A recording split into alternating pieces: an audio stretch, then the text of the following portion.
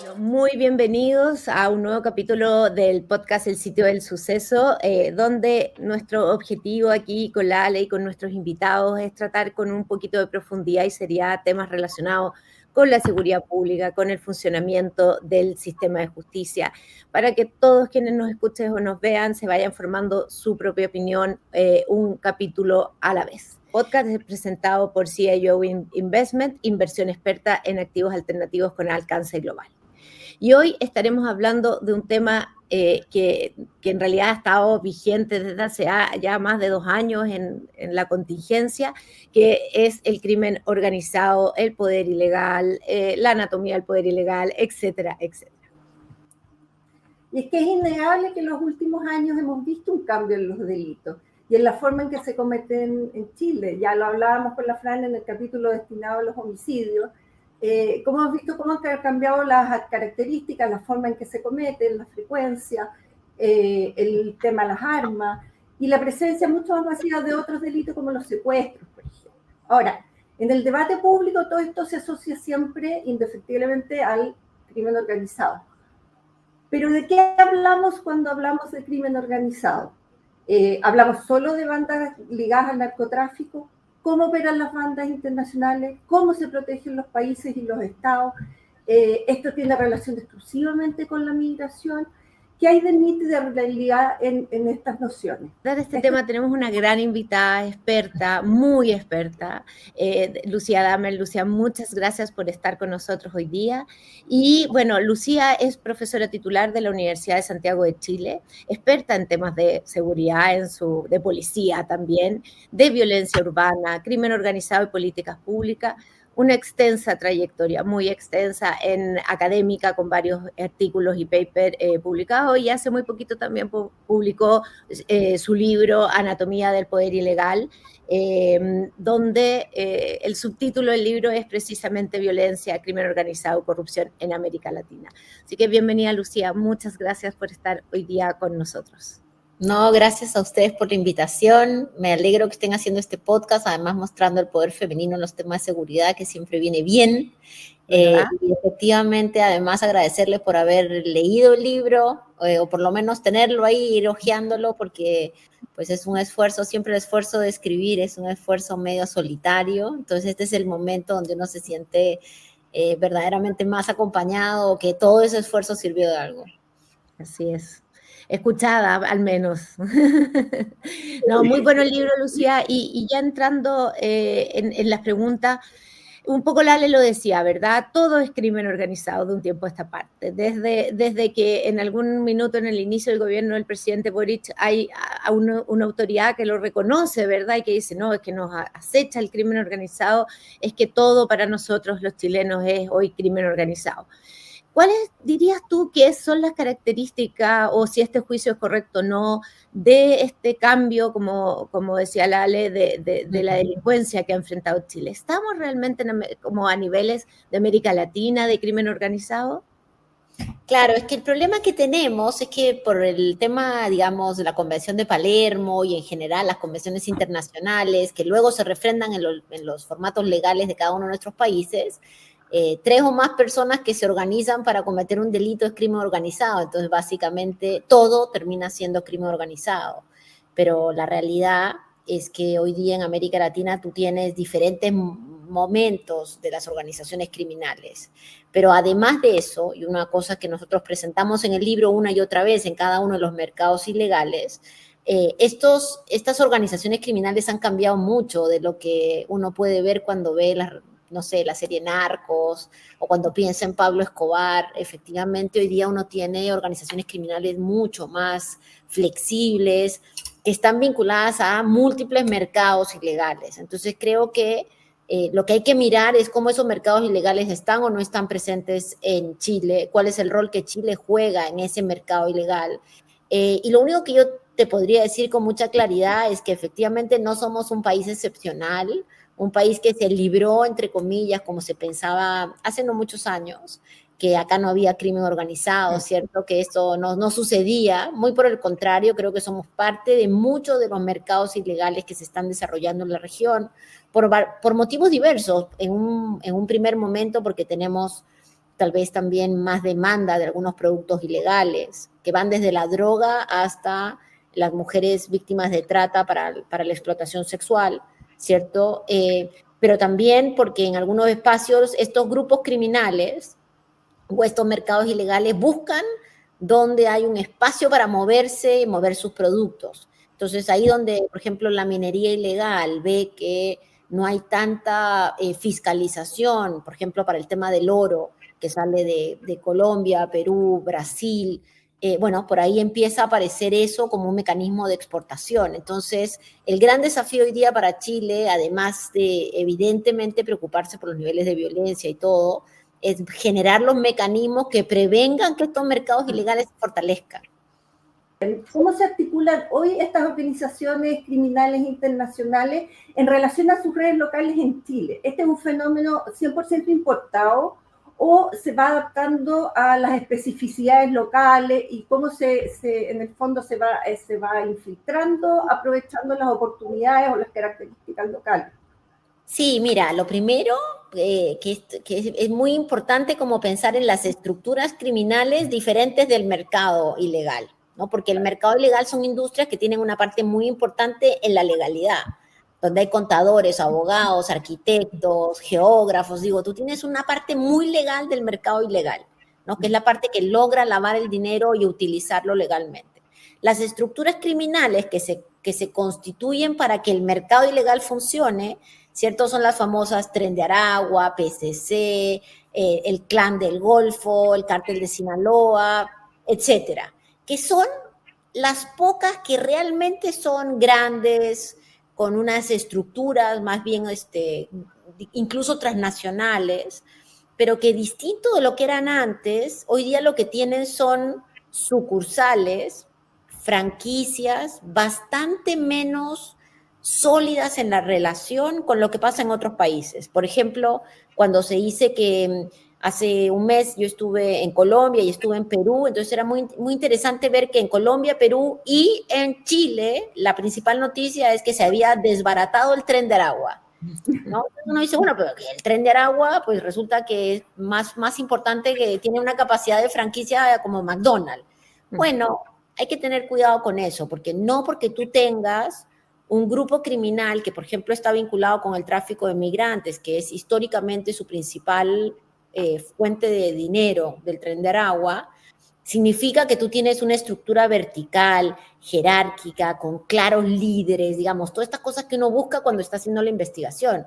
Lo que ha pasado en Chile y en muchos países es que tú tienes pequeños grupos locales, con principalmente actores locales, también extranjeros, pero actores locales, que entran en el mercado de la droga, del robo de salmón, de la venta de cigarrillos falsos, de la traída de migrantes, digamos, y entran y salen de esos negocios con mucho más facilidad. Hoy día es más fácil encontrar un grupo que está en 3 o 4 mercados ilegales que un grupo que solo se dedica, por ejemplo, a la cocaína, ¿cierto? Porque usan rutas. Entonces, esta flexibilización del mercado ilegal le genera un enorme problema al Estado, porque el Estado todavía sigue organizado como en el formato antidrogas, antitrata, antilavado de activos, ¿cierto? Entonces, en eso ha cambiado, que nosotros tenemos un rol en muchos de los mercados, sin duda. Felizmente, este rol no es un rol tan principal, y por eso es que, si bien subieron los homicidios, no tenemos los niveles de homicidio de otros lugares. Y Lucía, leía ahí una entrevista en algún diario, no me acuerdo en cuál, creo que fue la tercera, que tú decías que se debía desnarcotizar el debate, es decir, como tratar de separarlo del narcotráfico, ¿verdad? Yo aún recuerdo épocas que se decían por autoridades, y tú también te vas a acordar de esto, de que Chile solo era un pasadizo y la droga no quedaba en Chile, ¿verdad? Sí. Y uno decía, qué bueno, en realidad sí, Chile tan aislado y que es solamente un pasadizo. Sabemos que no fue así, ese diagnóstico fue equivocado. ¿Y a qué te referías esto de sacar el narcotráfico como lo central del crimen organizado? Claro, lo que ha pasado en los últimos 20 años en América Latina, incluso un poco más, el eje de la lucha contra el crimen organizado ha sido el eje de la guerra contra las drogas, principalmente la cocaína. Nosotros producimos más o menos el 90% de la cocaína del mundo, digo nosotros América Latina, más o menos 80% se consume en Estados Unidos, ¿cierto? Ese es un mercado feroz, es un mercado que si bien baja en Estados Unidos y ya empieza a subir en Europa, también ha subido en nuestros países, ¿no? Ya no solamente no somos de paso, somos de consumo. Entonces, la importancia que le puso a Estados Unidos la guerra contra las drogas nos ha hecho que muchas de nuestras instituciones de justicia criminal, principalmente las policías, la fiscalía, ¿cierto?, están también concentradas, su mejor esfuerzo está puesto ahí. En algunos países porque también Estados Unidos ayudaba a financiar, en otros países porque pareciera que ese era como el fenómeno principal que traía la violencia. Hoy en día eso no es así. Hoy en día la minería ilegal del oro genera más ganancias ilegales en países como Perú y Colombia, que son los principales productores de cocaína, dicho sea de paso, que las mismas drogas. Hoy tú tienes un negocio gigante, y ahí en el libro nosotros lo mostramos con mucho detalle, de la tala ilegal en la Amazonía y en otros lugares, del robo de aves exóticas. Y todas esas cosas van creciendo justamente porque, como ustedes dicen, en muchas de las conversaciones que tienen, ahí ya no hay una persecución penal, ¿cierto? Uno dice, ay, hoy se robaron unos loros, bueno, ya no importa, o sea, eso no mata a nadie. Bueno, sí mata gente. O hay unas organizaciones criminales que están en el negocio de la ropa usada, que se importa a Chile y después se mete a Perú. Bueno, entonces, ¿qué es lo que cuando yo digo hay que desnarcotizar la agenda? Lo que estoy tratando de decir es que hay que mirar esto como una acumulación de múltiples mercados, donde las organizaciones criminales no están 100% invested, como dirían los inversionistas, solo en cocaína. Si les sale mejor negocio mover gente, mueven gente. Si de un momento a otro hay mucha presión en las fronteras, bueno, empiezan a mover cosas contrabandeadas, o sea, tienes una variación ahí. Y nosotros como estados, y lo ves, por ejemplo, hace unos días en Chile hubo esta discusión sobre los loteos en Viña, ¿no? Que decían, no, los narcos se tomaron. Bueno, lo más probable es que también vendan droga, pero eso de ahí es otro mercado ilegal, que es el mercado ilegal de la gente que lotiza y especula con la tierra. Son otro tipo de organizaciones, no los vas a desbaratar yendo a agarrar a los que venden droga en la esquina. Entonces, esa es una parte. Y la otra, que es muy importante, sobre todo ahora en Chile, bueno, en muchos países, pero en Chile, que estamos también a puertas de la elección presidencial, cuando hablamos de droga, cuando narcotizamos la agenda, nos concentramos solo en el control. Y todos sabemos que tenemos enormes problemas con gente que tiene consumo problemático de drogas, que no hay respuesta estatal, que no hay capacidad. Esto hace 30 años que estamos en esto. Cada día son más las personas que tienen ese problema y la oferta pública se mantiene. Entonces, también tenemos que darnos cuenta que se venden remedios donde hay gente que busca remedios. Entonces, como esto es un mercado, yo lo que trato en el libro es de demostrar que entonces necesitamos entenderlo como tal y tener formas de enfrentar esos incentivos. Una idea que escuchamos frecuentemente y que, bueno, particularmente en época electoral, ni que decirlo, y un poco también por lo que está pasando en Estados Unidos y sus políticas migratorias, es que el problema del crimen organizado se encuentra directamente vinculado con la migración irregular, en términos de que eliminada la migración irregular, aparentemente solucionaríamos el tema de la seguridad y del crimen organizado. ¿Cuál es el vínculo real de esto con la migración? O sea, sí. ¿Cuánto hay de mito, cuánto hay de realidad? Bueno, en cada país hay un porcentaje más alto o menos alto de mito, pero hay mucho mito. O sea, cuando en Europa dicen que todos los migrantes chilenos son lanzas, bueno, la verdad es una exageración, ¿cierto? Lo mismo pasa con la migración venezolana en nuestros países. Ahora, efectivamente, lo que sí se muda con algunas personas que están en situación, sobre todo de migración irregular, son modus operandi. Eso se muda con mucha rapidez. Entonces, por ejemplo, cuando uno ve el desarrollo de la extorsión, y ahí en el libro tenemos un capítulo especial sobre extorsión, que es probablemente, yo creo que el delito más complejo de todos los mercados ilegales, porque eso afecta directamente a la gente. Las prácticas extorsivas que uno conocía en probablemente Centroamérica, Colombia, ya se mudaron a Perú, ya están llegando a Chile. ¿La cometen única y exclusivamente extranjeros? No. ¿Hay extranjeros que desarrollan esas actividades? Sí. En el caso chileno es muy interesante porque, por ejemplo, la extorsión, nosotros entrevistamos a varios migrantes regulares e irregulares que son víctimas de extorsión y no saben a quién quejarse, porque además ya saben que es población que está en una situación de mucha vulnerabilidad. Entonces, eso sucede. Ahora, en la política es muy rentable construir un enemigo y si encima el enemigo está en otro país, aún mejor, porque el problema no es mío, ¿cierto? Claro. Si yo agarro y digo, mira, el problema no es el aumento de la cultura de la ilegalidad. Lo que yo llamo el poder ilegal es el aumento de la corrupción política, institucional, individual, de los actores, por un lado. En segundo lugar, la debilidad estatal para la fiscalización y el seguimiento de procesos.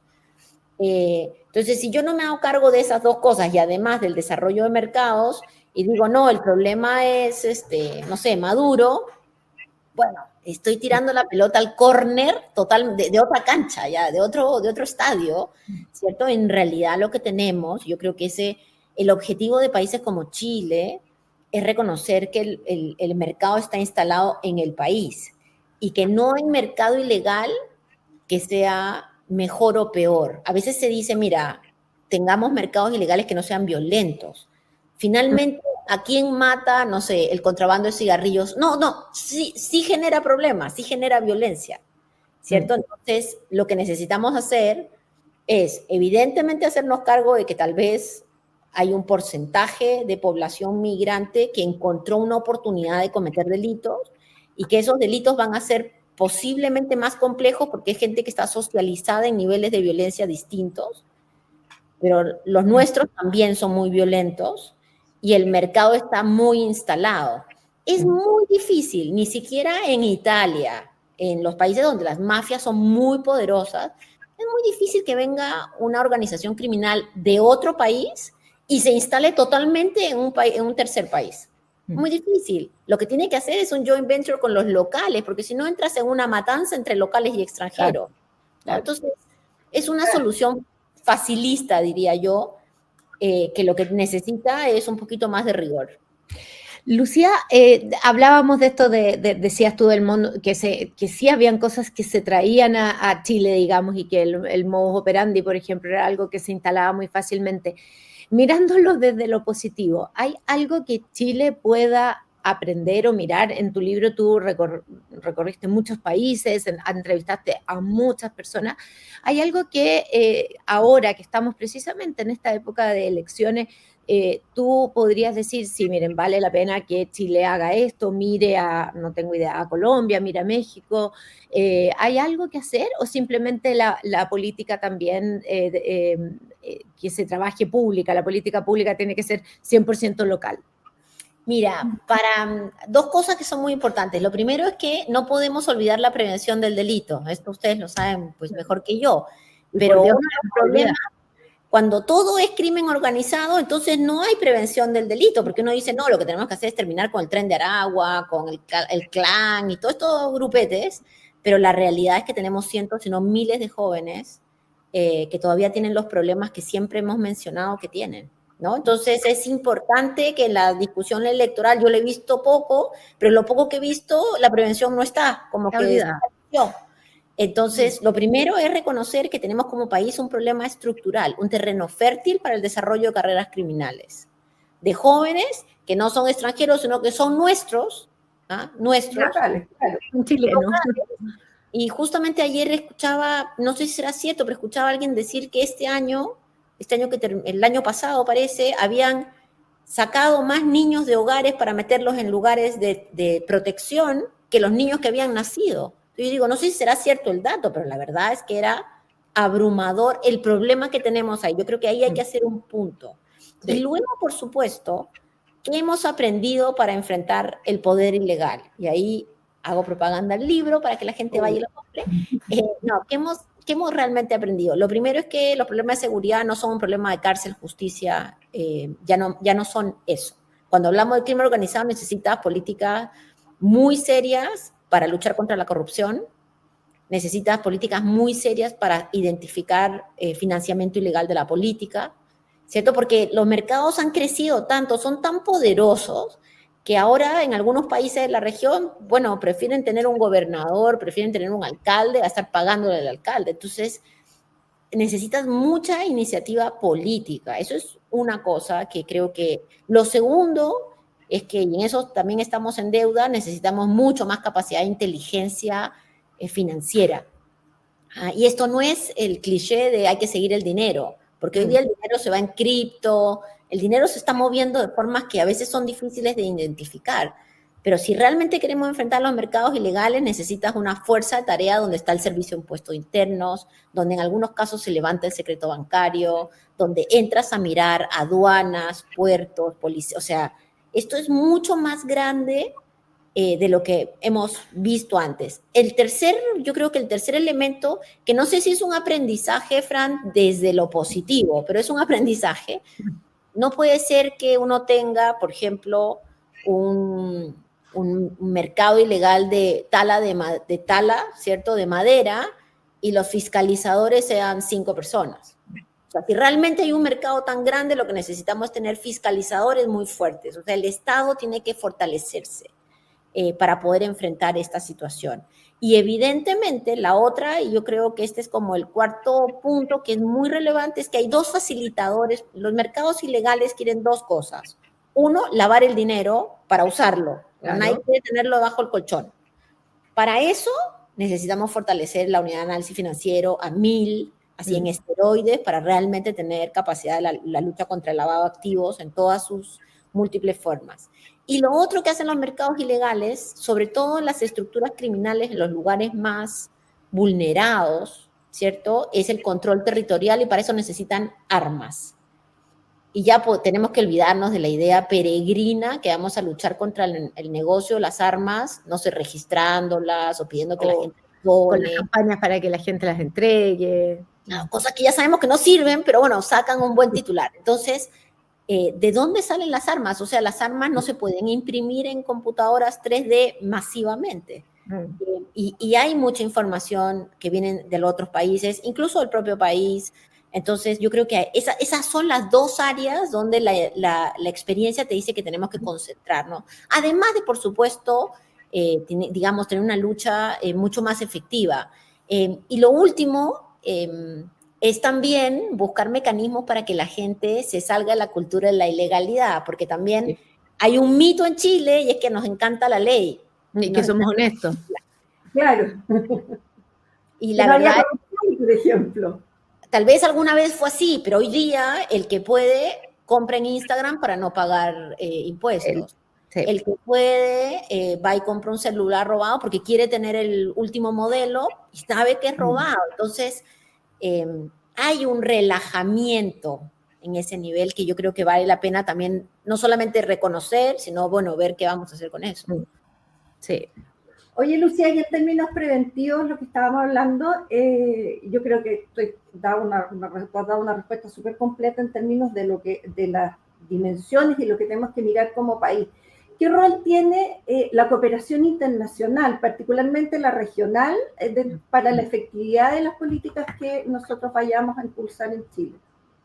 Mira, la cooperación internacional es clave. Sin embargo, en el libro una y otra vez, en cada uno de los mercados ilegales, en cada uno de los capítulos, nos damos cuenta que hoy día está en crisis, ¿no? Entonces, lo que no nos puede pasar es decir, bueno, el eje vertebral de nuestra política pública es la cooperación internacional, porque bueno, así no vamos a llegar a ningún lado. porque además hay muchos países que tienen unos niveles de vinculación con organizaciones criminales. La política está pues muy permeada por las organizaciones criminales, y si no hay que mirar lo que está pasando con la minería ilegal, por ejemplo, ¿no? En países cercanos a Chile. Entonces, yo lo que creo es que la cooperación internacional es clave. Por ejemplo, los organismos como el BID o la CAF, ¿cierto? Los bancos multilaterales ayudan a hacer estudios, a generar bases, a tener buenas prácticas, sí. La cooperación entre las policías es muy importante mantenerla, así no necesariamente traiga grandes datos. La cooperación de los fiscales también, pero la realidad es que el mundo multilateral está muy en crisis, y lo que necesitamos entonces es fortalecer lo propio, ¿no? Porque ir avanzando en lo otro, sin duda, pero fortalecer lo propio, porque además con la caída, una de las cosas que ha hecho Donald Trump, que es pues tremendo, al cerrar la USAID, la Agencia de Cooperación para muchos temas, es que pues la lucha contra la cocaína en Colombia y en Perú estaba muy apalancada por esa inversión. Entonces yo creo que los mercados ilegales han visto con mucha felicidad estas decisiones de Estados Unidos, ¿ah? Porque nuestros países, claro, entonces lo que te demuestra es que tampoco podemos ser totalmente, digamos, dependientes de ese tipo de apoyo. Por supuesto ayuda, pero hoy día lo que necesitamos es, creo que en Chile se puede hacer, es tener mecanismos e instancias mucho más colaborativas. Y cuando no hay colaboración, castigar, ¿no? Porque en el fondo, esto es como ustedes lo han hablado, digamos, el BUD, hay tantas experiencias bien encaminadas en Chile, pero que finalmente naufragan por problemas, llamémoslo, puntuales, que bueno, ya es momento de dejar ese tipo de problemas. Lucía, hablemos un poco del libro.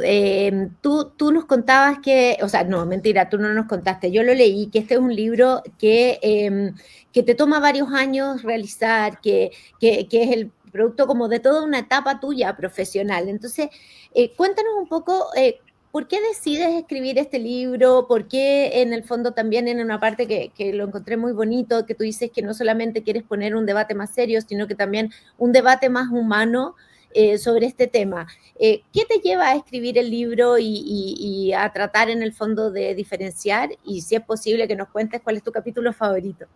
Sí, mira, yo he escrito varios libros académicos, y creo que los libros académicos han llegado a un tope en estos temas, porque al final hablamos entre nosotros con un vocabulario muy pues elevado que no sirve de nada porque la ciudadanía está en otro lado, y al final hay una muy poca interlocución.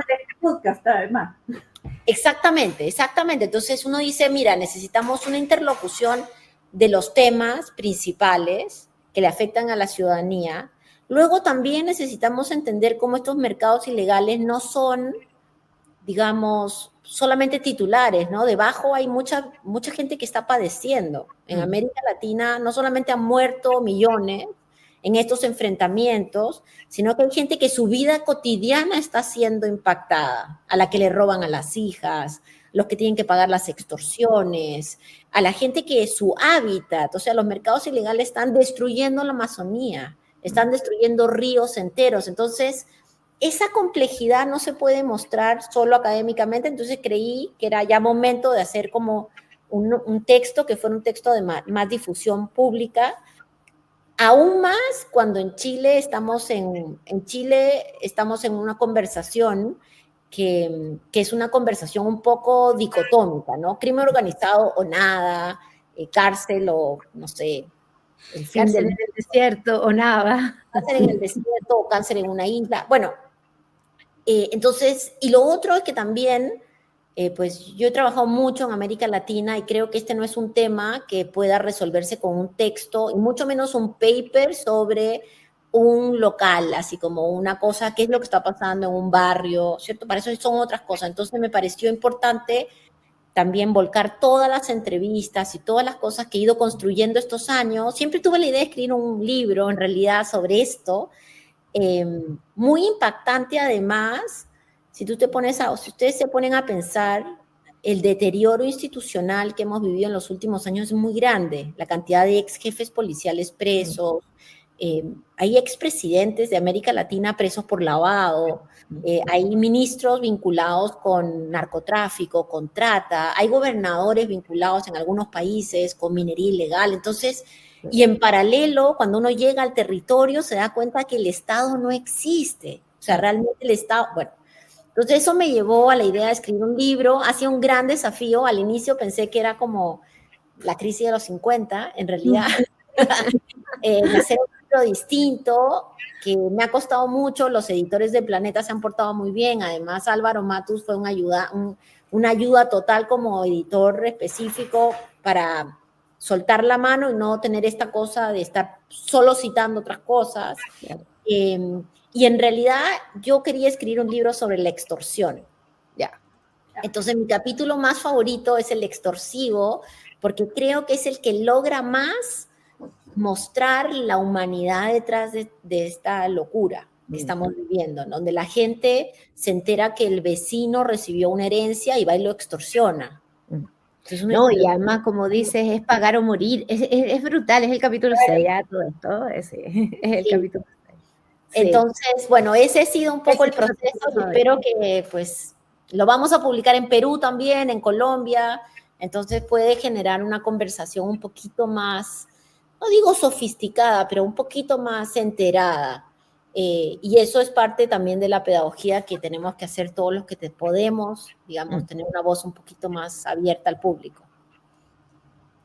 Bueno, Lucía, te damos infinitas gracias por haber estado con nosotros, por aceptar esta invitación, y que para nosotros es especialmente valiosa, porque como tú decías, los objetivos de tu libro están muy alineados, como te dije, con lo que nosotros hacemos aquí modestamente desde este podcast, que es entregarle a las personas un poquito más de herramientas para que puedan, con buena información sencilla, hacerse una opinión.